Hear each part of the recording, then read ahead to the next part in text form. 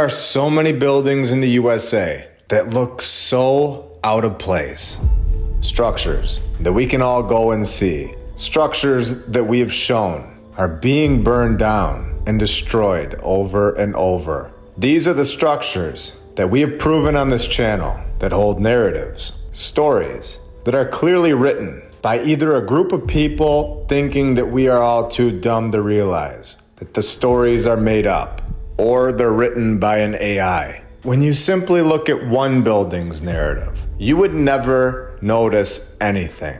But when you put hundreds of them together, like we have done here, we all see the patterns, the repetition, the dates, and the rest, all of it, that's going to take the narrative and expose it to the world, showing that these buildings have a much deeper history, showing that the true narrative is that these buildings have all been here much longer than we've all been told, and built by a much more advanced group of people than the donkey-riding cowboys of the 1800s. So, let's get started. In Mansfield, Ohio, located on 60 South Mulberry Street, we have the St. Peter's Church, where we are told that the first Catholic Mass was celebrated in Mansfield in 1850. Shortly after, Mansfield's Catholic community purchased its first building, a church that was already there. A former Methodist church, and this is where things get very interesting and give it all away, where the parish built its first church in 1870, where it, of course, burned down just 19 years later. And this is very important for anybody new here. We can see with our eyes which buildings look out of place. Buildings that don't belong in the USA, if you were going off the mainstream narrative. Where people, including presidents, were being born in sheds with no bathrooms. Yet, at the same exact time, there are palaces being thrown together right across the street, no problem at all. Over and over, by architects that have no previous training. And there's never a mistake. And then we see nearly every single time this palace-like structure holds the fire narrative, which is a clear pattern, a nod.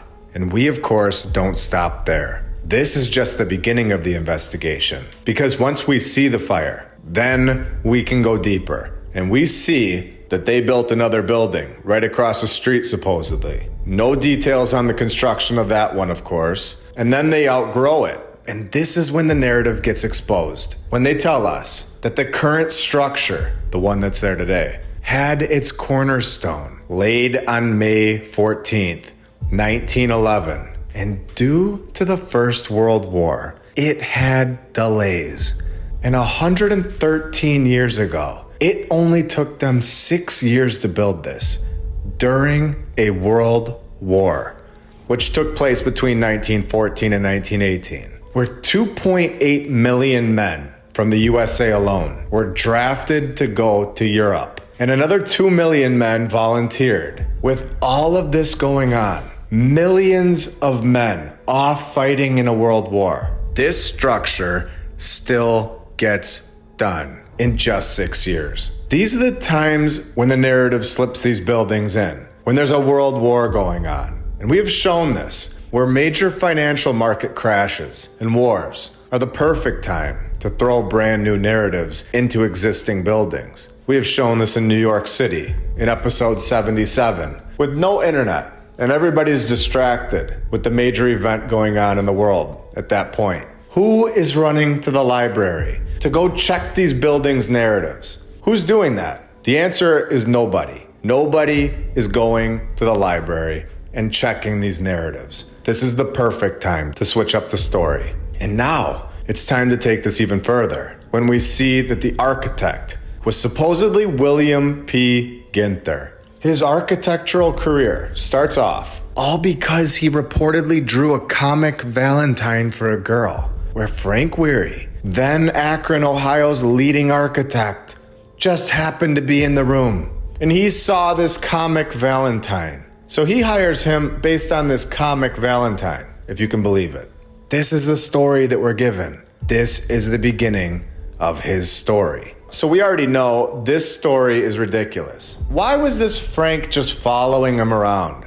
Just waiting for the perfect opportunity to see him drawing something and hiring someone based on a comic Valentine and then turning them into a master architect. This is a very standard practice back then. Yes, your Valentine comic is perfect and I just happened to be behind you when you were drawing it. Now come with me. And I always love looking into these characters because they pin them as the guy who created so many other old world palaces all over the place. Just like we see here. 45 churches in Ohio alone, 18 other churches in other states, 10 residences, 28 schools, 8 academies, and even 3 hospitals. And you can see that these were no comic sketches. Take a look at this building, including the Basilica of St. Andrew in Virginia, where it was thrown together in just 24 months, as the legend goes. He's also pinned to this one, the Immaculate Heart of Mary Church, located in Pittsburgh, Pennsylvania. Let's see how long this one took to build. If they just would have told us like 8 to 10 years, then fine.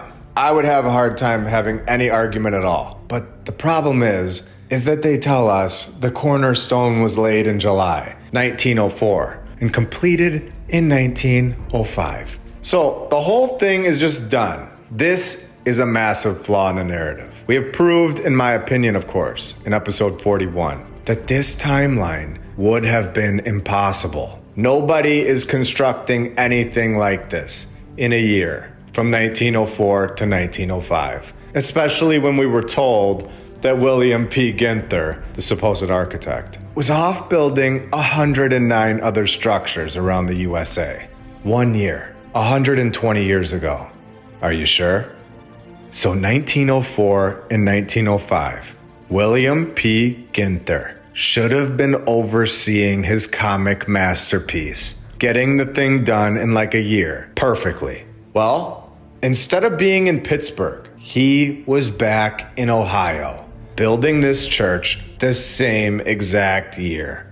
Now, I'm not saying that this guy wasn't real. I'm simply suggesting that he was used as a pawn and placed into these narratives, used as the front guy to explain away 109 structures in the USA that did not resemble the construction at the time. You know, the classic wooden shed style. I'm going to take this a step further and try to blow your mind. We were told that Ginther was pinned as the guy that got the St. Columbia Church done, where we were told that it was destroyed by a fire in 1954. So I found it. And just take a look at this place. And it's no wonder it was destroyed. This did not belong in Youngstown, Ohio. It did not fit into the narrative at all. And you can see that the skies are all blanked out in these pictures, clearly edited. You can't even see the top of the structure here. And check this one out. Look at the pole. It's so over the top and 100% doesn't fit in with what we are all told about the past. Here's a photo of inside the place. It's just incredible. I know we have located the fire narrative now, and we are all witnessing them happening live today. But I always think, what have we missed over the years? Could you even imagine growing up in 1890? Every single building on the block must have been insane. In my opinion, nobody from our civilization built this. I believe there was a massive civilization here, where we all live today, that were not riding around on donkeys and carriages. I believe they were wiped out by a mass event, and everything was reset back to the horse and wagon era. And this is why all of these buildings are so out of place and need to be demolished, so that the narrative that we're all told makes total sense. And now I'm going to show you the comparison to what was given to us by the comic guy and what we are given today. I think this comparison right here is just shocking. To me, it's undeniable proof that we are not moving forward. We are not advancing. This is clear proof, in my opinion, that there was a group here that fully understood how to construct palaces all over the world. There is something massive missing from our textbooks. What we are told does not make sense at all. It's just incredible. I could look at the comparisons from the old world to our world all day long. It couldn't get any more obvious that the history that we are given is not the truth, at least in my eyes. So let's go even deeper. According to CatholicEcho.org, we are told that nearly 70 years ago, the cathedral was destroyed by fire during a late evening storm, because storms just light any random stone building on fire. No. So we can see when we are all here to document what is going on. This takes 4 years to put a new one together. We have seen so many times that the 1800s would burn a building down and 4 months later, the new one is there. No problem at all. So I'm so glad that they're showing us the truth in this article, that you have to account for the old building's demolition project, the one that was destroyed. It takes time to remove these ones and then put the new one in. On stcolumbacathedral.org, we get a backstory that gives even more away, where they tell us that this church that burned down was not even the original, if you can believe it. Where the first building was erected in 1853, a second church was built in 1868, and then a larger one in 1897. So who constructed these previous churches? How long did they take to build? Where did the materials come from? Which donkey led the way? We will never know, of course. So this one that is here today, we are all told, is the fourth church on this site. Again, another pattern in the narrative. And we're just getting started on William P. Ginther, the comic drawing master architect, when we have found another comparison of what he supposedly drew up and got done and what is there today. Welcome to episode 89 of My Lunch Break. I hope you're all having a great day, and if you're new, welcome.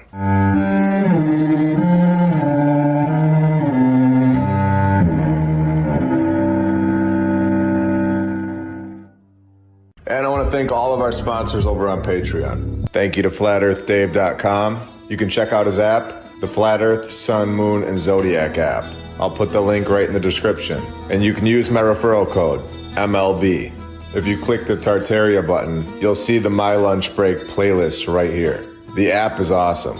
Thank you to Rebecca Kay, Christopher Arietta, The Lady Lacey Show, David and Sherry Ferguson, Edwin Johnson, Chuck Templeton, Joy Lee, Stephanie Nolan, The Burlesons, Suez KC, Dan Woodall, Dale, DJ Clicktrack, Edward and Brianna, Jacob Law, Jim Ribley and Christine Duggan, Kyle Glascock, PKTFnews.org, Regna Saturna, Dendries NL, Juana Mesher, G Power, Natalie Shippenoff, Amberson EMC, HK Sue, Isaac Wright, Melissa Edgar, Biggles, Clayton Lamar, Ultimus Maximus, Noble Task Homestead, John Adams, Easy and Whitney, Roberts O'Zolins, Crypto Scugo, Rick Tapkey, Blake, Billy Prater, The Phoenix Art, The Arnolds, Attila Power, VKH Bonner, Bell's Clarions for God, Forbidden Gecko Love, Justin Grobner Grubb, Leah Strong, Peter Batani, Dakota Dunn, Eric Martinez, Ivan Apoctoli, Jim Bro, Edwin Rice, Helmut, Charles Kruger, Glenn Gunderson, EggardT-shirts.com, Meta, Jason Hochberg, Marie C, ValleyMedicinals.com, Kyle Logan, Alina and Chris the IT guy, Ron Mower, David and Irene, Michael Dingyu, Patriot Armory, Tom O'Hara, Wayne T, Michael D. Connor, William Royal, C3SCOB, Ancient Tallow, Jeffrey Temple, SonyaDane.com, Thad Luop, James Alt, Buxui, Big Pasty, Jason Prest, Papa One, Suki Warrior, We the People, Migs, Coat C, Miss Rex's Murphy, Mark Chapman, Muji and DeClan, Ariana Oates, Jenica Joyce, Nathan Burba, Ski, Code Drenth, Mousy Mouse Cheese Records, The Sovereign, Out Who's, Beacon of Truth, Dax, Liberty's Arborist, Thomas Thorpe Peterson, Zinger Coffee and Tea, Natasha C, K Moore, DevlinMcGregor.com, Don Gaston, Frizz Tickle, Charlie, Miss Fox, Diamond Jewel, David Rauschenbach, Emily Marilyn, Felipe, Curious Cat, Dan McGee, Debrayus, Eddie McCollum, Lori Hedvig Johnson, Vince Marino, Shibba Shaba in the Darkness. You guys are all awesome and helping this channel out a lot. The Holy Name Cathedral, located in Ohio, was found in 1885. And take a look at this place. We are told that they destroyed it and changed it in 1957. Take a look at this. It looks like a completely different building. What do you think? It looks like they just knocked the old one down and built this one. And it looks terrible now in comparison, if we're just being honest. And I want to show you something pretty interesting. Right here within the database, we see that there are buildings that we will never find a photo of from the past, where this Charadsville Sacred Thirst in Carroll County was supposedly destroyed by a thunderstorm. It was found in 1883 and destroyed in 1899 or 1900. One of the two, but they can't seem to remember, of course. And then rebuilt in a year and renamed. And we've seen this so many times, where they rename it to mix the narrative up so that you'll never find it again. Same thing here, destroyed in 1838 by fire, where they changed the name again to Saint Michael, the Archangel. Again, in Athens County, found in 1845, destroyed by fire. Neff's Sacred Heart, found in 1905, destroyed 5 years later by a tornado. So let's get back to William P. Ginther, because there's more. According to the Cleveland Landmarks Commission, I have found his building list, and I have found the dates that they were supposedly constructed. And I have also found that the St. Mary Catholic Church that is pinned to his name, reminder, it's a church. And this is now the second time in our research that we have seen a church located at 666 South Main Street, Akron, Ohio. What an interesting address for a church. In 1888, we are told that he begins knocking out palace-like structures. St. Bernard's School, where we were told it was in 1888, and now the narrative has messed up and exposed itself. 1888 in the government documents, where we have located a postcard stating that construction began in 1902. With the architect being William P. Ginther. And this was his first project, a massive structure in 1888. His first 5 projects are demolished, and he knocked 3 buildings out in his first 2 years, which is ridiculous in itself. And I'm gonna show you these structures that are still standing, that are pinned to this William P. Ginther guy. St. Mary, Mother of the Redeemer Church, located in Norwalk, Ohio. And here's its cornerstone. Do you think they've already opened that thing up? I bet that isn't the original cornerstone, if I had to take a guess, based on things that we've seen in recent episodes. Here's the inside at night, and here it is on the outside. Take a look at that cornerstone. We can see that it's a completely different color from the rest of the building. I'm gonna take a guess. They definitely opened that thing up. And then threw that 1889 date right on the side. It's unbelievable. It's incredible when you know what to look for. We can all spot it right away now. And it looks like they've been busy knocking things down at this site as well in 2008. So we all know how important it is to go and see these sites, as they are just destroying them over and over. And that's why this research is so important. Making sure that everybody is aware of these buildings, going and seeing them for yourself, and understanding that they all hold a much different past than what we are told. And these structures completely expose the mainstream history. And they know this. We need everybody to understand this so that all the fire and the demolition projects stop. So now we have confirmation that he was busy constructing 10 different palace-like structures in the year of 1905 alone. Can you believe this? Let's check these things out. St. Bernard Church. This is insane. Take a look at the inside of this one. William P. Ginther. What a guy. And what have we found here? A massive moment for this research. Another confirmation that this cornerstone was opened, blessed, and rededicated by Bishop Anthony Pilla in June of 2002. Can you believe this?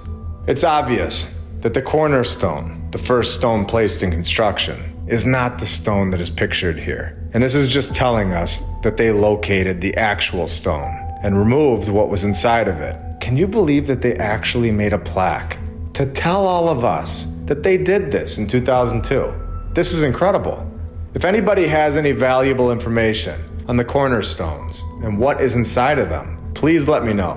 What are they removing from inside of these cornerstones over and over? So the same year, 1905, we have the St. Bernard's Rectory. Looks like these two are attached to each other. Another incredible structure where this thing definitely goes underground level. It looks like a castle. Same year, 1905, we have the St. Michael's Church. Can you believe that we're told that this is all in the same year, 1905? Palace after palace. St. Joseph's Church, another castle church with a perfect side-by-side comparison with our perfect upgraded plastic siding versus the old world. And then he had to hop on his Model T and construct the St. Mary Catholic Church in Pennsylvania. Take a look at our ramp, how it goes up sometimes and stays flat other times with those wooden support beams. And then there's a massive palace church that looks like it's straight out of Walt Disney's dreams. Next, we have the Immaculate Heart of Mary, where we can see how nice our civilization treats their things. Located in Pittsburgh, Pennsylvania. I'm gonna drop the guy down here and show you this place. Remember, all in 1905. And I'm gonna go around the corner here so you can see what this Ginther guy is pinned to. And here it is, the Immaculate Heart of Mary Church. The place that we began this episode off with is unbelievable. And at the same time, he was off being distracted by the St. Anne Catholic Church in Erie, Pennsylvania. And this thing is straight out of Tartaria.com. Can you believe that these things were all being thrown together at the same exact time, the same year, by the same guy? Yeah, me either. I'd love to see this one in person. Check this picture out. This building is incredible. And before we go on, let's take a minute and thank all of our badge members, all of our Patreons, and every single subscriber, and everybody who likes the videos, and everybody who's purchased t-shirts. I appreciate all of you and all of the support for this channel. I enjoy sharing this information with everybody every single Saturday, and we're just getting started. We're also over on X, Rumble, Rockfin, Instagram, TikTok, and Spotify. Did we just find another narrative slip up? When you lie, it's tough to keep your story straight. When we're told that this church was constructed in 1905, what's going on here? Where the church's website is telling us that it was established in 1894, predating this 1905 date by 9 years. All of this information has been sitting right here for everyone to see. All we had to do was look. And now that we have, we will never be able to unsee these lies, these patterns. There's no going back, especially when we see the next two structures pinned to Ginther were demolished. The St. Anne Roman Catholic Orphanage, because we know they didn't need those anymore. Episode 52. And the St. Vincent de Paul Orphan Asylum. Again, episode 52. Both in Cleveland, Ohio, with the second one demolished in 2007. Now, it's one thing to say that all of these buildings was a career's worth of construction. But to say that these buildings, all of them, were all built in a single summer fling, just throwing palace after palace after palace together in multiple states, 119 years ago, all in the same year. This is not logical, and we all need to realize this now. We are told that between 1902 and 1907, 5 years, that William P. Ginther was busy constructing a total of 50 palace-like structures. And so I'm going to ask you again, do you think that he constructed 50 palaces in just 5 years? Are we sure that what we've all been told in the storybooks isn't just a lie.